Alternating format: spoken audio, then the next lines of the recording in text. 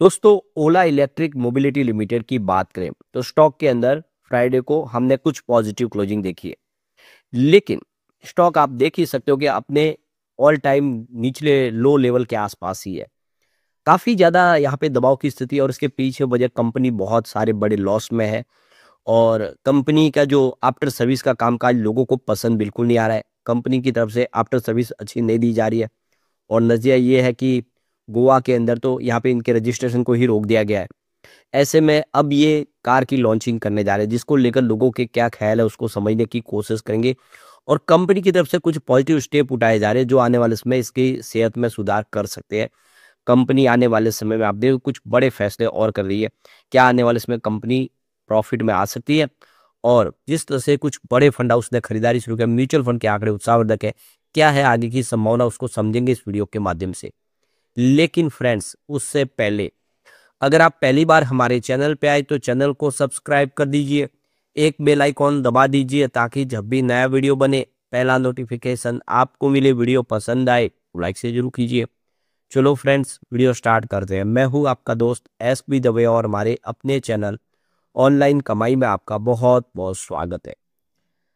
तो सबसे पहले ओला इलेक्ट्रिक मोबिलिटी के ट्रेडिंग कारोबार की बात करें, 41.95 पर क्लोजिंग देखने को मिली, जहाँ पे 0.17% की तेजी थी।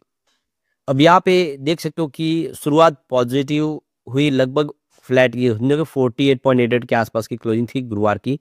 41.85 पर हल्की सी गिरावट के साथ शुरुआत हुई और 41.50 का इंट्राडे का लो भी बना, यानी गिरावट हुई। लेकिन वहां से खरीदारी देखने को मिली जिसकी वजह से स्टॉक 43 तक चला गया। तो सवाल यही है कि स्टॉक ऑलरेडी बहुत ज़्यादा करेक्ट हो चुका है और ऐसे में यहाँ से उम्मीद है कि कुछ बेहतर कर पाएगा। ये अपनी आईपीओ प्राइस से बहुत नीचे जो 76 के आसपास थी, और 76 से स्टॉक इतना नीचे आने का मतलब ये है कि लोग यहाँ पे समझ रहे कि फेयर वैल्यू पे आ। इसकी परफॉर्मेंस देखें तो 3 मंथ का जो हाई है वो 71.25 का। ये तेजी तब बनी थी जब गवर्नमेंट की तरफ से एक बड़ा फैसला लिया गया, इनको पीएलआई स्कीम का बेनिफिट दिया गया, जिसकी वजह से ये तेजी बनी थी। लेकिन फिर उसके बाद गिरावट का सिलसिला शुरू हुआ, स्टॉक नीचे आया। वैसे 1 ईयर का जो हाई है 102 का है, स्टॉक उससे काफ़ी नीचे है। और 3 ईयर का हाई इसका 157 का है। यानी आप देखिए, आईपीओ जब आया बाजार में 76 की प्राइस से, उसके बाद इसने जो दौड़ लगाई तो ये 157 तक चला गया था और उसके बाद गिरावट का सिलसिला शुरू हुआ। तो बहुत सारे लोग हैं जो इस ऊपर के लेवल में फंस गए, उनको बहुत ज़्यादा नुकसान हो रहा है। ये शेयर उनके लिए एक बहुत बड़ा घाटे का सौदा साबित हुआ है। इसका जो 3 मंथ का लो 41 के आसपास है और आज भी इसने 41 दिखा है। ये आप समझ सकते हो कि ये अपने 3 मंथ के लो पे आ गया है। और यहाँ तक कि ये 1 ईयर का लो इसका 39.60 का है और स्टॉक उसी के आसपास आपको ट्रेड करता हुआ दिखाई देगा, यानी अपने ऑल टाइम लो के आसपास। तो इस स्टॉक ने लोगों को बहुत ही ज़्यादा मायूस किया है। अब इसकी परफॉर्मेंस देखें तो आप लगातार देखो कि इसने निगेटिव रिटर्न दिया है। पिछले एक सप्ताह में यहाँ पे 1.02% के आसपास की गिरावट हो चुकी है। 1 मंथ में यहाँ पे देखें तो 21.51% के आसपास की गिरावट हुई है और यहाँ पे 3 मंथ के हिसाब से 14.24% के आसपास की गिरावट है। यानी इस स्टॉक ने लगातार लोगों को परेशान किया है। 6 मंथ के हिसाब से यहाँ पे 18.53% के आसपास की गिरावट हुई है, जबकि 9 मंथ के हिसाब से 31.26% के आसपास की भारी गिरावट हुई है। तो आप समझ सकते हो कि ये स्टॉक पिछली बार जब पीएलआई स्कीम का बेनिफिट मिला तो 71 तक चला गया था, यानी तब भी इसने 76 का जो आईपीओ प्राइस था उसको टच नहीं किया। तो इस स्टॉक में आप देख सकते हो कि लगातार लोगों को नुकसान ही झेलना पड़ा। अब यहाँ पे जो बड़ी अपडेट ये है कि ओला इलेक्ट्रिक मोबिलिटी अब कार के निर्माण में भी एंट्री कर चुके हैं। उन्होंने पेटेंट हासिल करने के लिए अपना पेटेंट फाइल किया है, जिसमें इलेक्ट्रिक कार बनाएंगे वो इंडिया के अंदर। तो जो उनका मॉडल है उसका उन्होंने पेटेंट फाइल किया है। तो ये देख सकते हो कि ये कॉम्पैक्ट ईवी कार होगी। और आप देख सकते हो कि इन्होंने संकल्प 2025 के तहत इसको शोकेस भी किया था। तो इसका जो मॉडल है आप देखिए, कॉम्पैक्ट एमजी की तरफ दिखाई देता है। और यहाँ पे कंपनी कहती है कि आने वाले समय हम ईवी कार में भी तेजी से आगे बढ़ पाए। तो ओला इलेक्ट्रिक मोबिलिटी इस समय एग्रेसिव रूप से देख सकते हो कि 4 व्हीलर की तरफ आगे बढ़ते हुए दिखाई दे रहे हैं, यानी कार के निर्माण में। इलाई जो इलेक्ट्रिक स्कूटर का बिजनेस है वो कार की तरफ कन्वर्ट होता हुआ दिखाई दे रहा है। लेकिन जो यूजर्स है, जो ओला इलेक्ट्रिक मोबिलिटी के इस्तेमाल करने वाले जो उपभोक्ता है, उनको बहुत ज़्यादा परेशानी है ओला इलेक्ट्रिक मोबिलिटी से, स्पेशली बैटरी इश्यूज। और लगातार आप देखें तो पुअर आफ्टर सेल सर्विस, यानी उनकी जो आफ्टर सर्विस सर्विस बहुत ही ख़राब है और बैटरी के अंदर बहुत ज़्यादा प्रॉब्लम हो रही है। तो वो कह रहे पहले उसको सुधार दो, फिर आप फोर व्हीलर की तरफ आगे बढ़ना। कम से कम इलेक्ट्रिक व्हीकल का बिजनेस तो आपका बेहतर होना चाहिए। तो पहले स्कूटर के बिजनेस की तरफ आप उसको अच्छे से मैनेज करें, उसके बाद आगे बढ़े, ये लोगों का कहना है। तो यहाँ पे लोगों का कहना है कि जो स्कूटर है ओला का वो ज़्यादा सेफ नहीं है, उसमें इमरजेंसी में बहुत सारी प्रॉब्लम आती है, उसको उनको सुधारना चाहिए। तो सोशल मीडिया पे आप देखो कि यूजर्स है जो लगातार ट्रोल कर रहे हैं, उनका कहना है कि आपको पहले ओला इलेक्ट्रिक मोबिलिटी की जो स्कूटर की सर्विस है उसको इम्प्रूव करना चाहिए, कस्टमर का जो सपोर्ट बेस है उसको मजबूत करना चाहिए, फिर आगे बढ़ना चाहिए।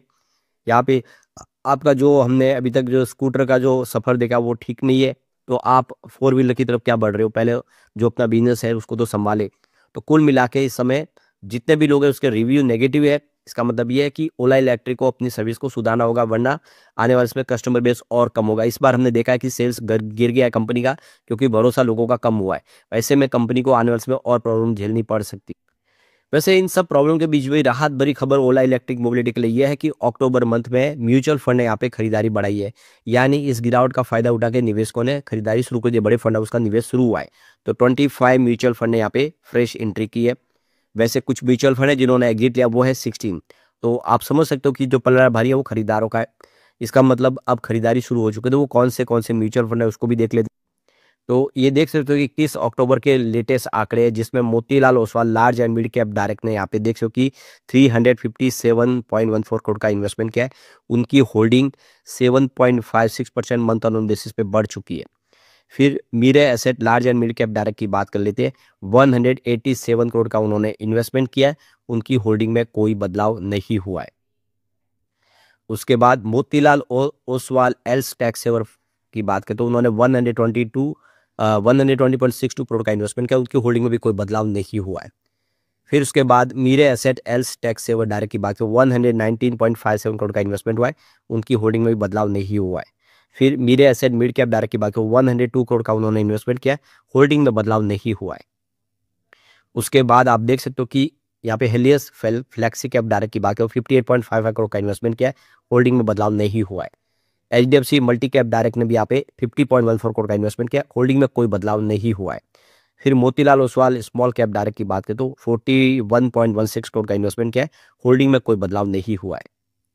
उसके बाद आप देख सकते हो कि यहाँ पे HDFC transportation and logistic direct की बात करें तो 29.57 करोड़ का इन्वेस्टमेंट किया है, होल्डिंग में बदलाव नहीं किया है। मोतीलाल ओसवाल मैन्युफैक्चरिंग डायरेक्ट की बात करें 22.06 करोड़ का इन्वेस्टमेंट किया है, होल्डिंग में कोई बदलाव नहीं हुआ है। तो एक भी ऐसा म्यूचुअल फंड नहीं है जिन्होंने अपनी होल्डिंग को यहाँ पे ट्रिम किया। बड़े बड़े म्यूचुअल फंड ने खरीदारी की है, स्पेशली मोतीलाल ओसवाल के अलग अलग म्यूचुअल फंड ने काफ़ी सारा निवेश किया है। ऐसे में उम्मीद है कि अब ओला इलेक्ट्रिक यहाँ से बेहतर कर सकता है, क्योंकि ऑलरेडी बहुत ज़्यादा करेक्शन हो चुका है। इसके लिए कुछ प्लस पॉइंट भी है, जैसे कि अब ओला इलेक्ट्रिक मोबिलिटी देख सकते हो कि एनर्जी स्टोरेज सिस्टम भी शुरू कर चुके हैं, यानी बीईएसएस की सेवा सेक्टर में भी एंट्री कर चुके हैं। यहाँ पे 4680 भारत सेल्स यहाँ पे पावर होम्स इन्होंने बिजनेस शुरू करने का ऐलान किया है। तो कंपनी मेक इन इंडिया के तहत बैटरी का निर्माण और साथ में पूरा स्टोरेज सिस्टम बना रही है। तो नया बिजनेस है, एक्सपांड कर रहे हैं। आने वाले इसमें आप समझ सकते हो कि इसकी शुरुआत जो होगी वो काफ़ी बेहतर होगी। इन्होंने 29,999 से इसकी शुरुआत की है, तो आप क्लियरली समझ सकते हो ये पॉजिटिव ट्रिगर है किसके लिए। इसके अलावा देखो तो कंपनी यहाँ पे देख सकते हो कि बिना रियर अर्थ मैग्नेट के एक नई मोटर का निर्माण कर रहे हैं। अब चाइना की जो डिपेंडेंस है उसको कम की जाएगी, क्योंकि सारा का सारा रियर अर्थ मैग्नेट चाइना से इंपोर्ट किया जाता है। कंपनी अपनी खुद की मोटर बनाएगी जिसमें रियर अर्थ मैग्नेट नहीं लगेगा, तो एक तो जो कॉस्ट है वो रिड्यूस हो जाएगी और जो सप्लाई चेन है वो मजबूत हो जाएगी। लगातार उस बैटरी जो सप्लाई है वो मोटर की होती रहेगी। ऐसे में आप समझ सकते हो कि मेक इन इंडिया जो ईवी मार्केट है उसमें एक बड़ा फायदा देखने को मिलेगा। तो ये फैसले कुछ है वो ओला इलेक्ट्रिक मोबिलिटी आने वाले समय बेहतर करते हुए दिखा देगी, इसकी उम्मीद जताते हैं। तो कुल मिला के देख सकते हो कि आने वाला जो समय है वो बेहतर हो सकता है, लेकिन प्रॉब्लम है कंपनी अभी भी लॉस में है। कंपनी को भारी भरकम लॉस है। आप देख सकते हो कि यहाँ पे कंपनी का जो ये इस समय जो लॉस है वो 418 करोड़ के आसपास रहा है। इसमें थोड़ी सी कमी जरूर है, क्योंकि जून 2025 में 428 करोड़ के आसपास का लॉस था। तो अभी भी लॉस बड़ा है और इस वजह से हम कह सकते हैं कि आने वाले समय इतनी उम्मीद नहीं की जा सकती, लेकिन ये बहुत ज़्यादा करेक्शन हो चुका है, तो यहाँ से कुछ बेहतर की उम्मीद कर सकते हैं। लेकिन फ्रेंड्स, कोई भी इन्वेस्टमेंट करने से पहले अपने फाइनेंशियल एडवाइजर से एडवाइस ले ले या अपना खुद का रिसर्च करे, क्योंकि मैंने वीडियो आपके एजुकेशनल पर्पज के लिए ही बनाया। वीडियो पसंद आए तो लाइक से जरूर कीजिए और चैनल को सब्सक्राइब कर दीजिए। Thank you friends.